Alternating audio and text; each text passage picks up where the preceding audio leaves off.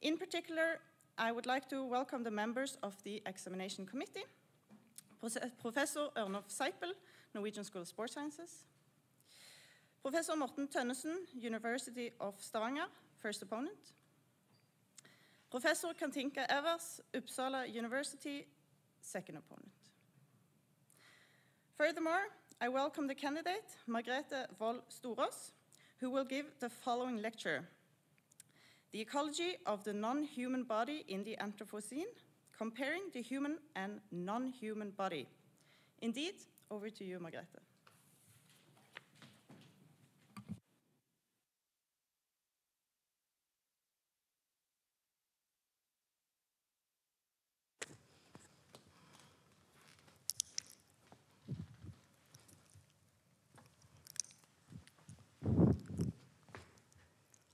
Oh, I'm so sorry. I must have just barged into something here. Looks kind of formal, doesn't it? Am I interrupting something? No? All right. There was a door and I just kind of slipped in. I don't know how I got there. The hallway was empty. There were other doors, but they were closed. Well, I'm glad that you are here, because I thought I was alone for a second. That would have been terrible. So here I am. How are you feeling? You good? Yeah? Looks like it. You know, it feels like it, actually. It's not like something in the air. It's more that, no, this is going to sound weird. It's more that I can feel you. Does that make sense? Must be something in the room. I can feel you, and I can feel that you're sensing. You experience. Maybe not the same way as I do, but you have a lot of what I have. So maybe I'm in the right room after all. How can I feel? Oh my God. Guys, I am physical. I am physical. That is a very good start. Imagine if I'd been a thought. That would have been a brilliant idea. I'll go floating around in the physical world. No, I am more than that. I can do things with this. Are you guys physical? You want to check? Just to be sure, there is something called the inductive problem. We don't know if we're going to be physical tomorrow, even if we are today. But if we are physical and we can sense, I'm thinking we got to be more than that. Because this is physical too, but I'm delineated. Yeah, surely, I'm delineated, and I can sense, and so can you. So we must be made out of organic matter. How can I say that? Because I don't even know where I came from. I don't even know who I am.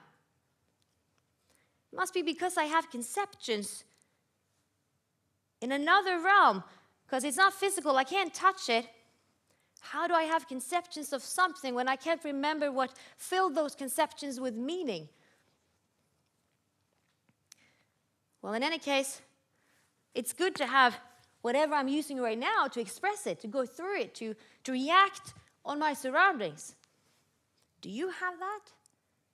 Because you're being awfully quiet, aren't you?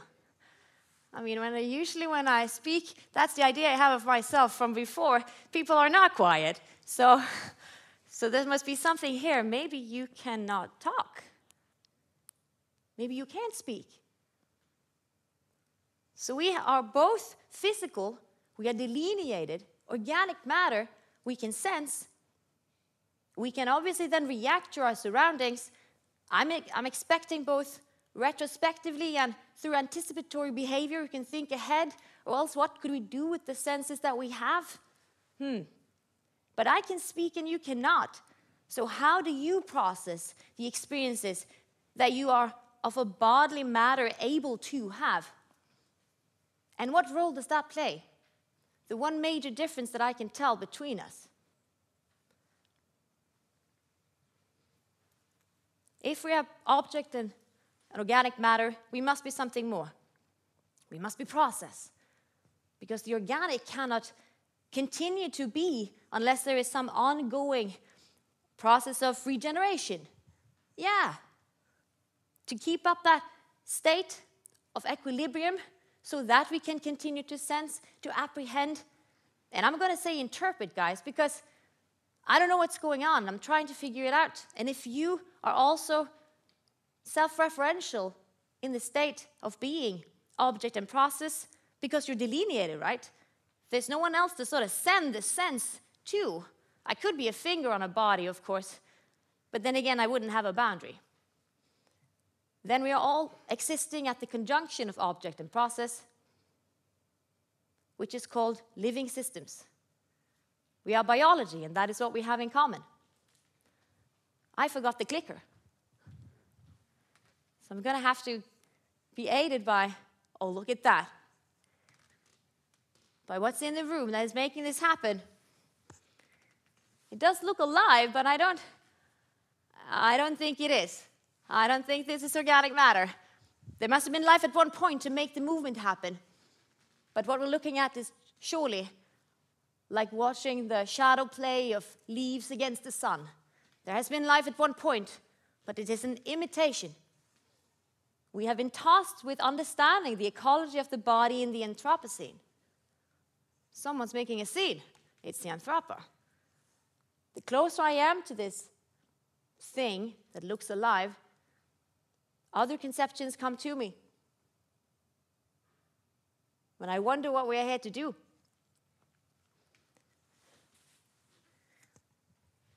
We must compare the human and non-human. Well, that is the Anthropo, isn't it?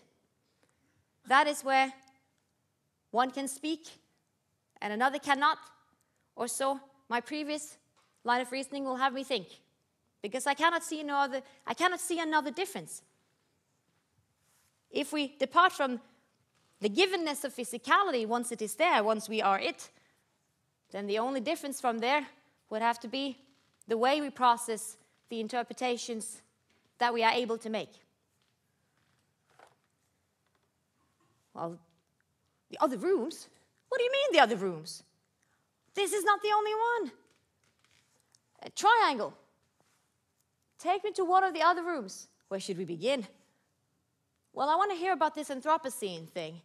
Maybe anthropocentric can take us there.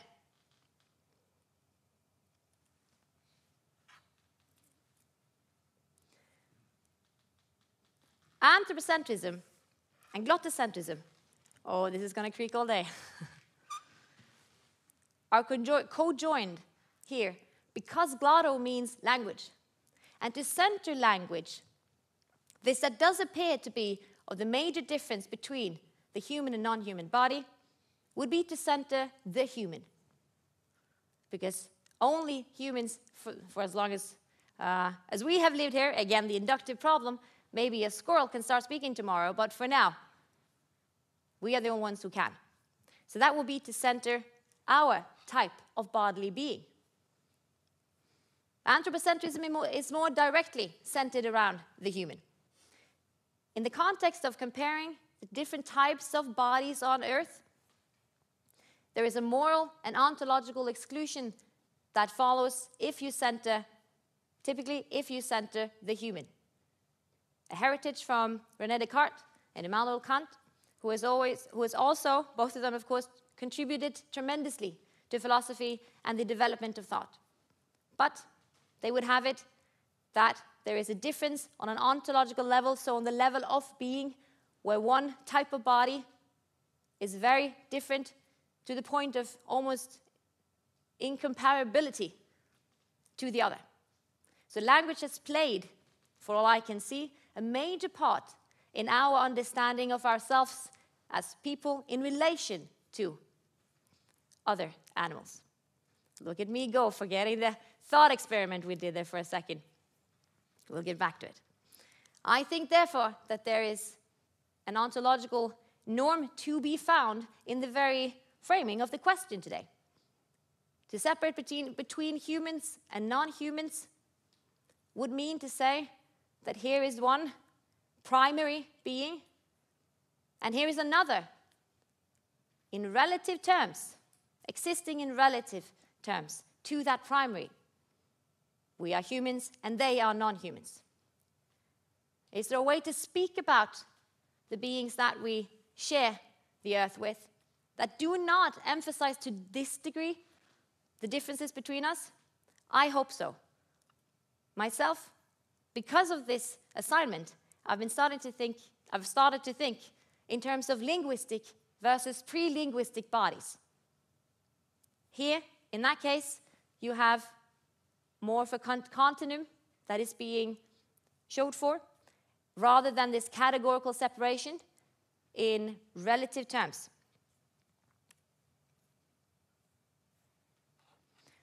I also think through my readings that I've experienced a type of human nature divide that is a little bit more subtle. Very often when I read about the body, I barely read about the body. I read about the human, the moving human, the person, the athlete, and so on. And this makes very good sense because of the history we have in concentrating on biology, where we say that there are deterministic mechanisms at play when humans speak, when we reason, maybe to the degree where some people cannot reason as well as others. So why not categorize according to, well, one group of people in power and let the rest fall into the shadows of a mechanistic, atomistic view on biology? So there is good reason for highlighting the human. But it might just be so that the human body divide, because it is resembling this human nature divide, could it be so that it prevents us from dealing properly with the ecological crisis we are today facing? That to think in terms of being a body, which is where we are encapsulated and embedded into the ecological whole of the planet, that would be too biological a self-image. Saying that humanness lies elsewhere could be saying that the responsibility also lies elsewhere, or that it is not for our humanness that we are threatened. It is not for our humanness that we have been causing the crisis. Semiotics would be, in its early conception, glottocentric for the most part. Here there was a differentiation between body types via language ability. Juri Lottmann was a very important, a seminal figure. He separated between a primary and secondary modeling system. The primary being language, the secondary being what we use language to develop further on, to model after, namely culture, art, or religion. He developed the semiosphere, which would also become pivotal towards other routes that we will now visit afterwards. He wasn't the first to use the term, but he's the one who's gone down in history for developing it the way he has. There are several connections to life sciences and biology in Lottmann's work, but for the most part, there is basis for saying that the early conceptions of the study of science, which is what semiotics is, was pretty focused on humans. And luckily, others have moved on therefrom. Let's go to biolinguistics. One of those who developed this idea of understanding life on Earth through language was Noam Chomsky. He developed biolinguistics as I would say less anthropocentric language study, springing from, among others, comparative ethology from the 1960s and onwards. This was the study of behavior in animals and was rewarded with a Nobel Prize in Medicine and Physiology for the three first ethologists, including Konrad Lorenz and Nico Tinnenberg. One develops here the idea that Umweltläre from Jacob von Uexküll, or the concept of Umwelt, how the world appears subjectively to the organism, which in turn depends on sensory and perceptual organization. I would say also, in the case of sentient beings, that it also develops according to prior experience. But the concept of Umwelt has had a lot of development since Uexküll's original conceptualization. I wanted to quote Noam Chomsky in full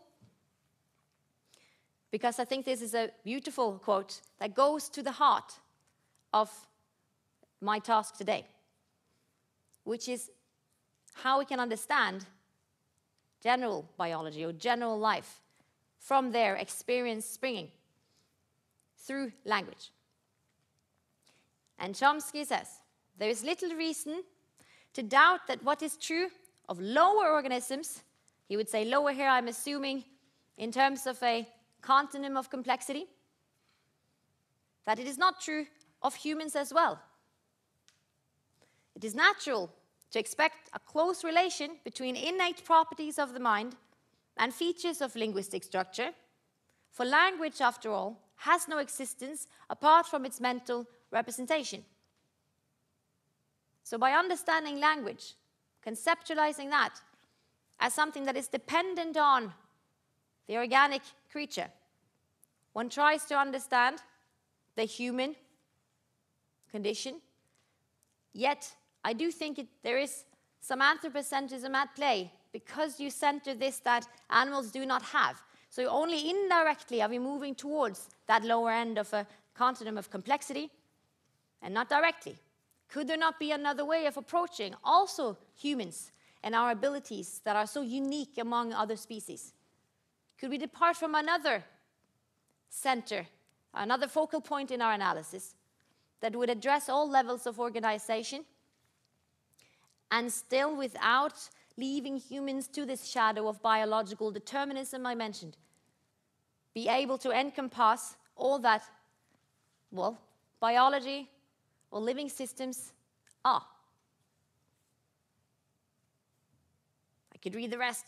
Whatever properties that language has, it must be those that are given to it by the innate mind or innate mental processes of the organism that has invented it. So there is freedom here in the way that we would use the language, the way we develop it, but he is assuming something pre-given, an a priori form of human thought that perhaps could be akin to animals.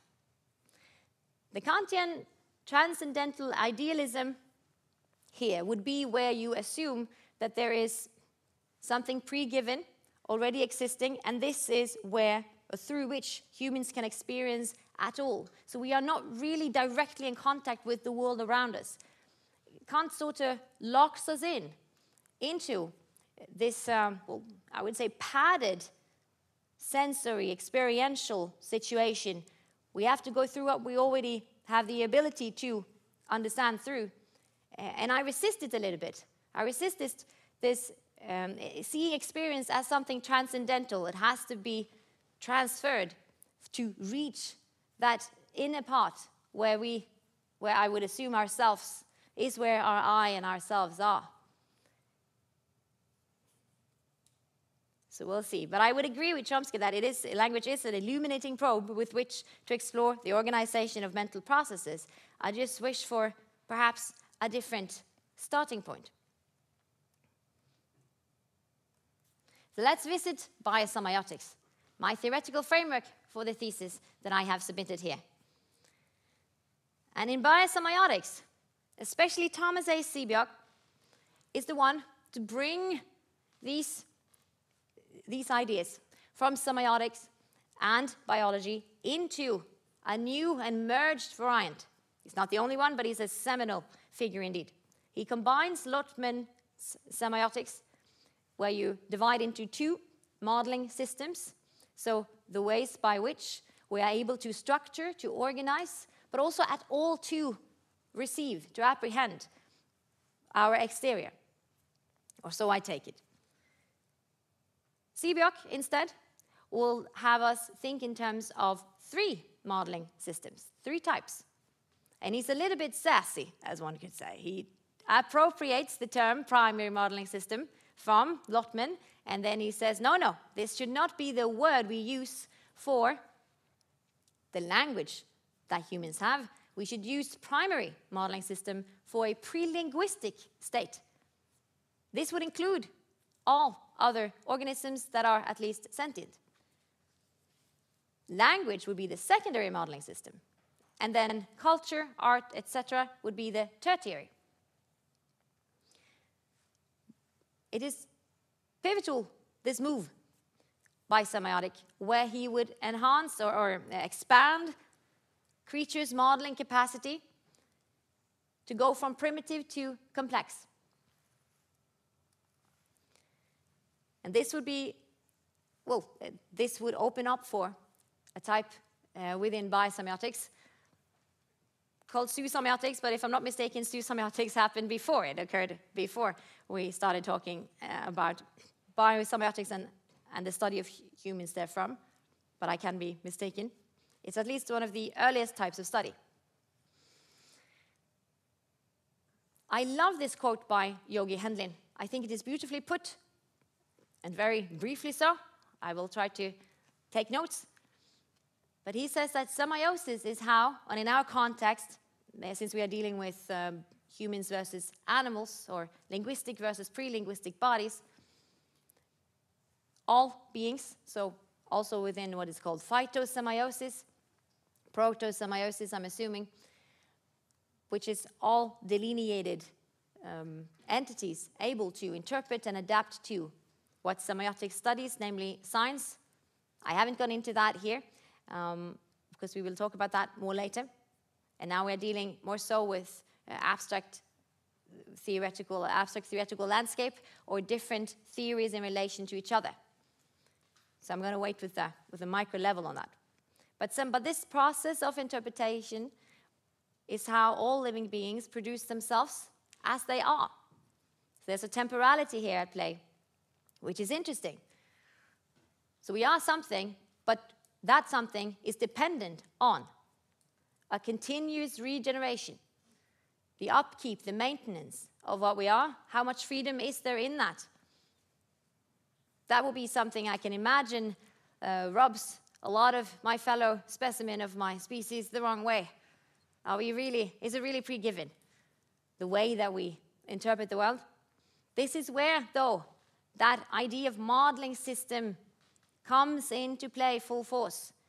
The fact that something is pre-given does not mean that the content of that is pre-given. It means that there's a range, or so I take it, a range within which we have full and utter freedom as individuals. And if humans have that within different types of modeling systems, why shouldn't other creatures have that as well? A range within which they are free to express their individuality and their idiosyncrasy in how they interpret the world, and ourselves and themselves in it. The semiosphere, I forgot to mention, is a fantastic concept in that respect, because it moves our study of the brain, of trying to figure out where does this pre-given structure, where is it? Can we find it in the frontal lobe, or is it near the hypothalamus? We're looking with our magnifying glass and trying to find it. Instead, Laura Lochtman said that we can, and we should try to understand human culture and the content of a given time where humans and other animals live. We should try to understand that by looking outside, to the exterior, the totality that is the meaning-making interactions between all living beings. So he's shifting a focus on the delineated individual, that is the human body. That is fantastic. But in that totality, of course, there are the creatures with the same ability that we have to interpret. Jesper Hoffmeier must be mentioned in any basic introduction to biosemiotics. He has contributed in great volume, passed unfortunately in 2019. Before that, he contributed with a lot more than what I'm able to give way to here. But for once, he included or extended the semiosphere to include all of the biosphere. He is the one, the brain, or perhaps the body, the linguistic body, behind this idea of semiotic scaffolding, which is something that Lotman did not go into, at least not from the viewpoint of a totality of biological creatures. He would look to humans, but of course he had, for all I know, complex ideas about how there's a hierarchy with several larger and smaller holes that would constitute the semiosphere. He thought in terms of text, and that there will be a large text that is society, and then a smaller text that perhaps will be a country, and then a smaller that is a community, and then an even smaller that is the family. I'm not sure if this is his examples, but he at least had that complex idea as well, where there's an interplay, of course, on different levels. Semiotic scaffolding is somewhat similar, because here you are dealing with that possibility of an interaction mechanism, but on a phylogenetic scale where species evolve. So scaffolding would be through which we develop this ability at all to interpret our surroundings. So here there is also a dynamic element to Umwelt. Have I explained Umwelt? Yes, I mentioned it, good. Which is the subjective world for an organism as it appears subjectively. So if we are, as bodies, self-referential, then we are subjects, are we not, from that fact. And then sentience, I would assume, is a worthwhile and important criterion to put down. But I will turn to that. So Hofmeyr then corrects conventional biology, which is, as we know, has been quite mechanistic, and it thought in terms of information and not in terms of interpretation. There's a lack of that subjectivity. Entirely, is it not? So he would say that Umwelt is the ecological niche, which is a term more based on the physical, chemical entities. That is how life is seen traditionally. And let's just study this through cause and effect as our expectations, and we will understand the world.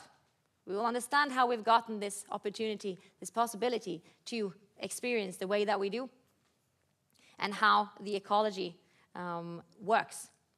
But in order to understand ecology, the ecology of the also non-human body, we need to understand the relation between body and surrounding world. And this idea that Umwelt is the surrounding world as the animal itself apprehends it on the basis there, in turn, therefrom, that we have the opportunity to change our surroundings, to affect whatever interactions we have with the world around us. There is curiosity wherever there is a possibility to learn. No? Also in other animals. There is no consensus, however, on to what degree human language and animal communication differ within biosemiotics. One example is that we do consider today a fact is, or maybe some within biosemiotics, of course, can disagree with the word or concept of compositionality, but we agree that there are different types of signs. Typically, we depart then from Charles Sanders Peirce's, also here, threefold typology of icon, index, and symbols. The compositionality would be the ability to use all of these types in conjunction. When we are here today, we do that, and we look to what is going on right now through a human-constructed type of science, which would be symbols. And we understand that lecture means something that you can't necessarily grasp physically, but that still everyone has the same expectation of, similarly at least. So when we make symbols, we are able then to calibrate our expectations, our anticipatory behavior as animals, to some degree. We argue a lot in academia what words should mean, and I think it is important then to take a step back from perhaps our institution and look more fundamentally to what we are, in order perhaps to then address more fundamentally the point that we are here. But I'm not here to talk about academia now. So I put down today that where we differ the most is language, and I tried to show that through putting myself in a thought experiment, a position where I did not know what species I was, what type of body. I could perhaps see the shape of it, but I didn't know exactly where my abilities came from. And I found myself then taking the physicality as my primary premise. From there, language became a type of body, a feature of what I am, and not necessarily where it all begins. Sensing and experiencing and interpretation is where I found myself begin.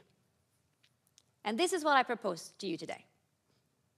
That we reset from also a focus on language, to begin from what we have in common with those that we inevitably share our experiences with in our development of interpretation through our own natural history.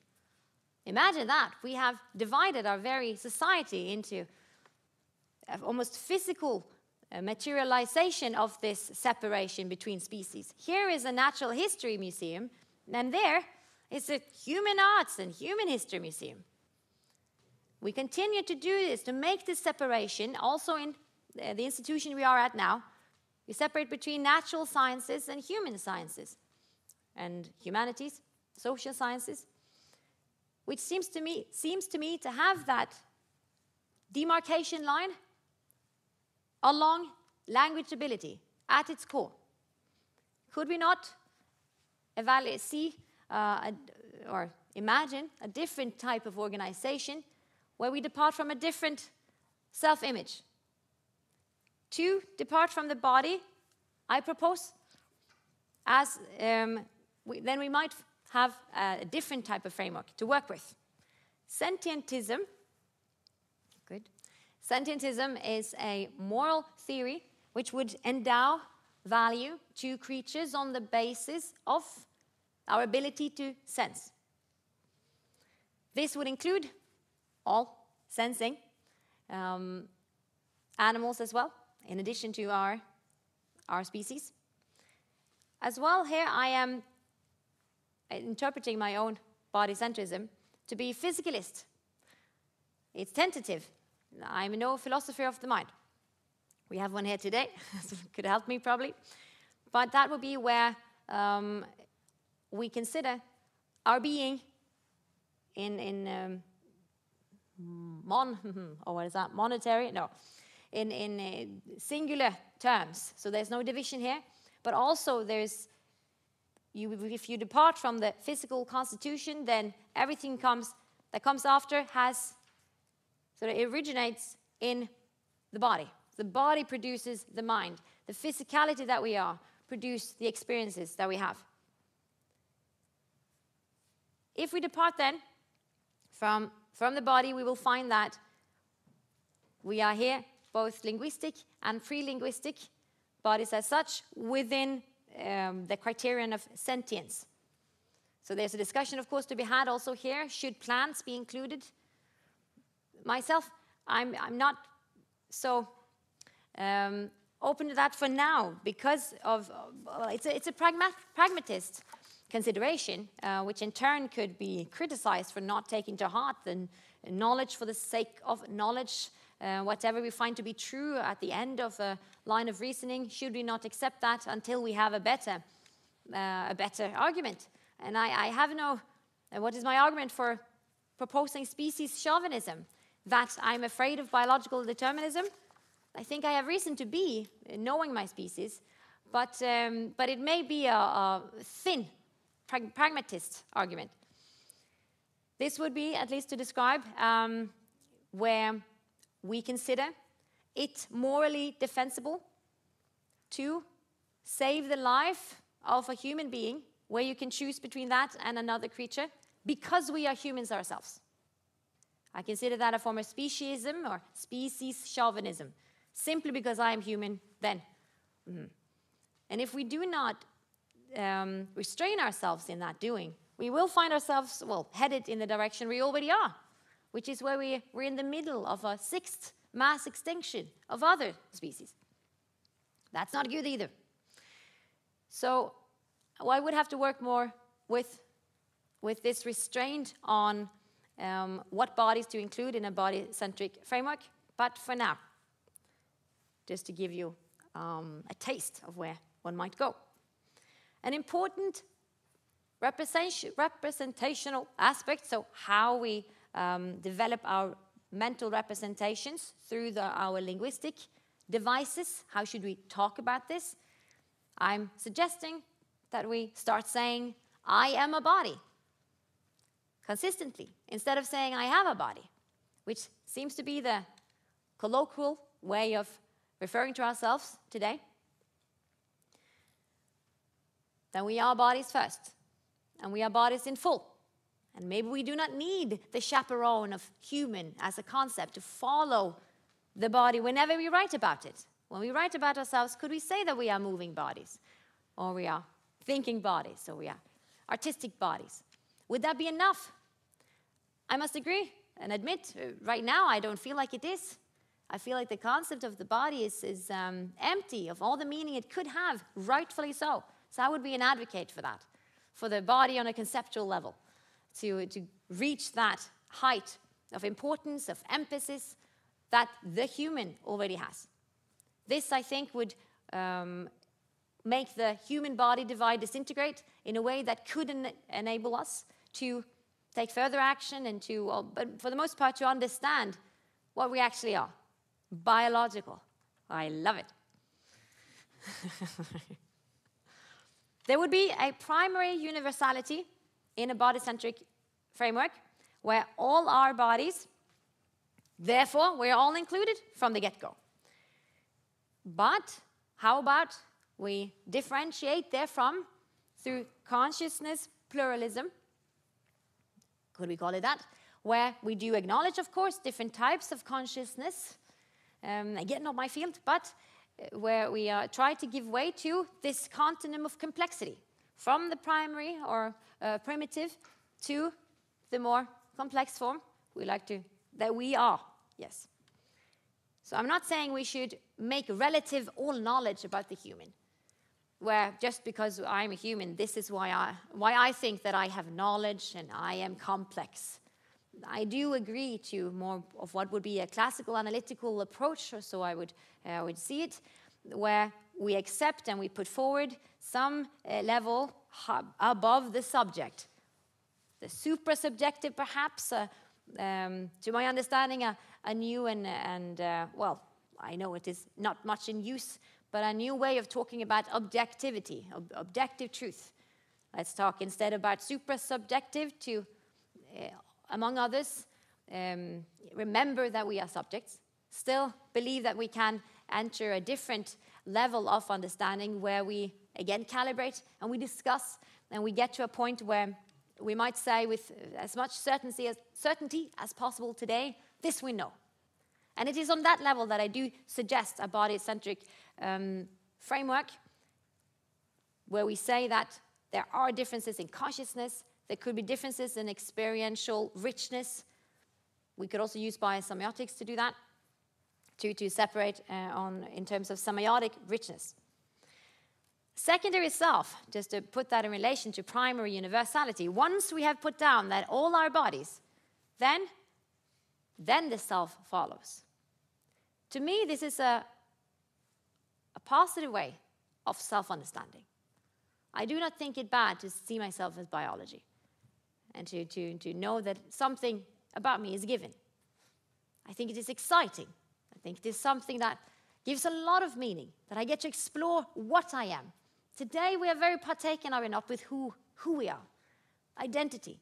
Trying to figure out a whole or develop a totality of being that exists only on that mental level. But let's not forget where it all begins, where it all comes from. So I am seeing this assignment in comparing these the human and non-human body, what I would call linguistic, pre-linguistic bodies. I do see it as a way to reflect upon our state of self-understanding today, an anthropocentric way of dealing with the assignment. I do see that. But is that not also natural for the given being to start with oneself and to relate whatever is we are met with to our own being? So this would probably be a little bit of an analytic species chauvinism as well. I'm open for criticism. In any case, again, we must not forget it is not only isolated body types we're dealing with. It is the ecology of them, beyond, above them, between them, before them, and perhaps after. Where are we moving towards? And if we depart from the body, I would take that we begin with saying that here is a biological object process existing at that conjunction between the two very different spheres, but as a hybrid nature. Hybridization being where you deal with something more than what the two entities that are then integrated can provide for alone, and you deal with something more than can be explained by only one of the two in separation. So a hybrid nature. This is where I would begin to assess, for instance, consciousness.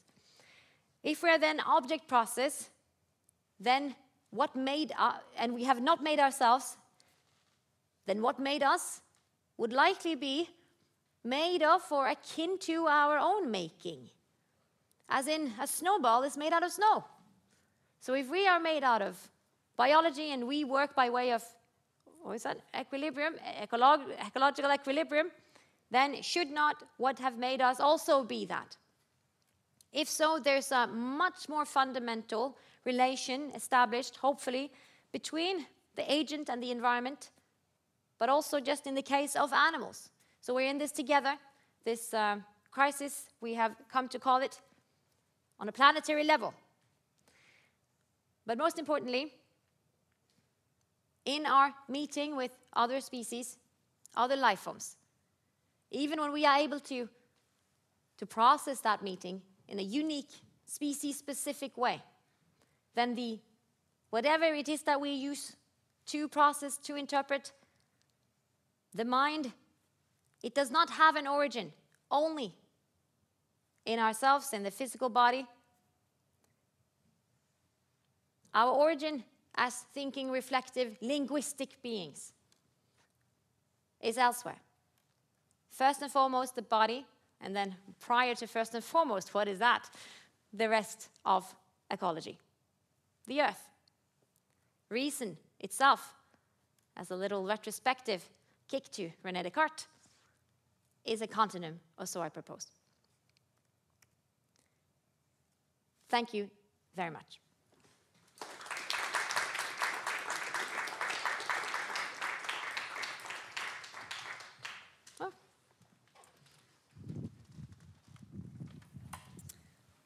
Thank you, Margrethe.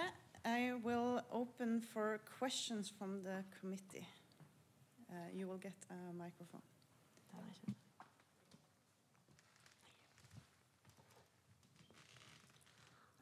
Thanks a lot for that rich talk. I have two questions, and I'll give them one by one. Because you covered a lot, and you address fundamentally important questions, at least from my perspective as a philosopher, about really what it means to be human, what distinguishes humans, and how we relate to the world. So quite a mouthful to cover in about 45 minutes. And I appreciate that you stress your perspective that we are bodies primarily, or bodies first, and that we have to understand mind and language and so on as originating from the body and bodily processes. And I see that that's a meaningful way to make use of biosemiotics in your work. But I have to be critical. That's my task as an opponent. So my first question is that to the extent that we can say that language also influences how we perceive the world, and how language also, since we are linguistic bodies also, in your terms, influences the Umwelt of human beings, so how we experience our lives and the environment. can you say something about how exactly you think language makes a difference to the way human beings perceive the world? Thank you so much, both for the kind words and the question. So I do agree with Chomsky's method, from the outset, to start with language. There is a lot there. Also, from a biosemiotic perspective, there's a lot there to know. Also because knowing at all is a linguistic exercise for us in the way that we consider knowledge today. A language would be sort of a structuring system, I would say. It depends on smaller devices, linguistic devices, words, concepts, but also language structures their interplay and their organization. So in all of this, to the degree that a language is set, that will be the degree to which Umwelt, or I would say Lebenswelt, since we are dealing with humans now, Lebenswelt being the individual disposition or position. That is the degree to which we are able to understand what is going on around us. But we have this ability to assess language itself. We have a metasemiotic ability. So there must be some kind of added distance available for us, which is where, between us and language, which is where biolinguistics falls short, no? Because it does not seem to address the possibility of a biology of that meta level. So we have an ability to assess the linguistic devices and the interplay between them, to change language. We can choose not to speak at all, or we can choose to speak in a different way. But you're asking to what degree it affects the Umwelt? Yeah. Well, the Umwelt is a species-specific concept, I take it. It's not based on the individual. I have seen a paper by Ramsey Afifi, my supervisor by proxy earlier, that does argue for the possibility to develop the pre-given, that is, pre-given ability to perceive subjectively. So you would change the very composition of the Umwelt. But the way I use it in paper 1 with Lulan, we cannot today say that we can change our Umwelt. But maybe I'm dealing with a more rudimentary understanding of that concept. So I would say that Umwelt is not entirely, but predominantly linguistic in humans.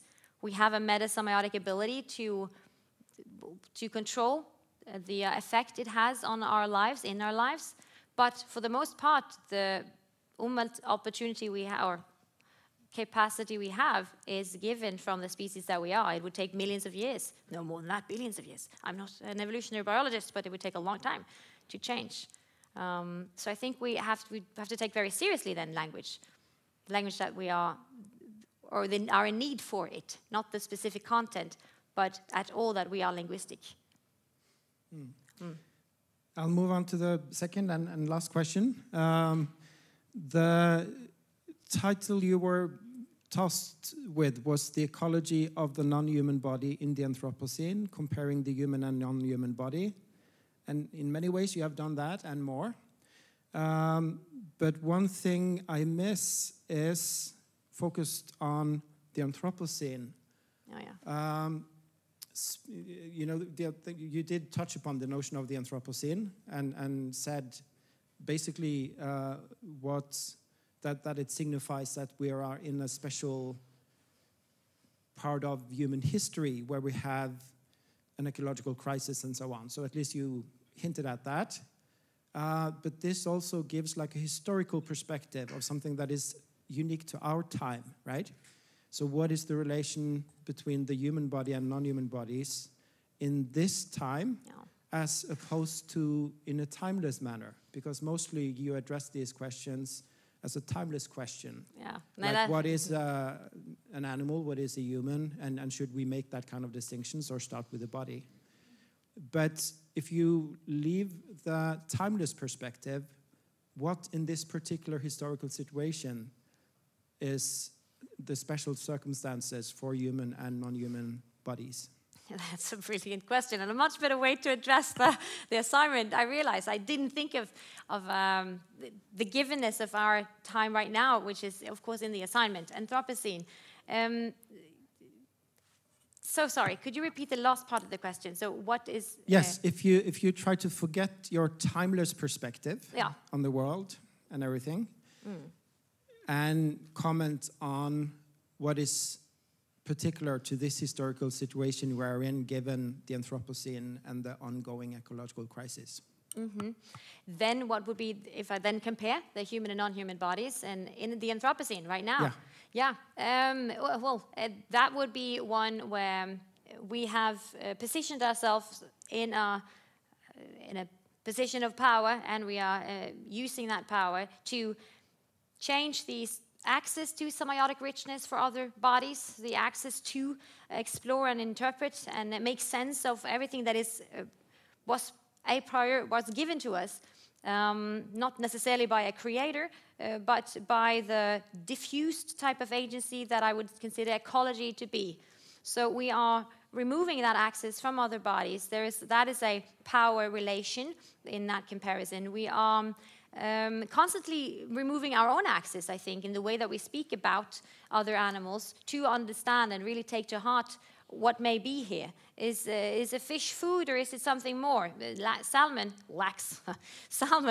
have complex social relations and a hierarchy, and they have families between them. Elephants can remember 50 years back in time. So this I didn't know until I was an adult. I think that if we center interpretation for its own sake, or we give value to that, that would be meaning to interpret. That is what gives meaning in our lives. Then to reduce what we can interpret, what we can encounter. That would also be a very disfortunate effect of the relation we are now in, would it not? I'm going to give them. Thank you. Okay, if I may, a very, very brief comment. First of all, thank you very much for, as Morten said, a very rich and also highly enjoyable pedagogical lecture. I have a comment to your monistic theory at the end, which I find both interesting and very much in line with modern theory of mind and modern neuroscience. But since you talk a lot about linguistic, I would just like to point out that we have a problem expressing monistic, body-oriented theories of mind because our languages are permeated with dualism. And historically, there has also been a very, very passionate rejection amongst human beings to in any way identify with nature or other species. We have wanted to be an image of God. We have not had anything against wanting to compare ourselves to machines. We are happily endorsing cognitive functionalism, seeing ourselves as comparable to robots. Yeah, that's no problem, but we do not want to be animals. Yeah, I know. There is a mixture of linguistic challenges and emotional challenges, which unfortunately are still present. Thank you so much. I'm glad to hear that we are touching upon the same themes. Sorry,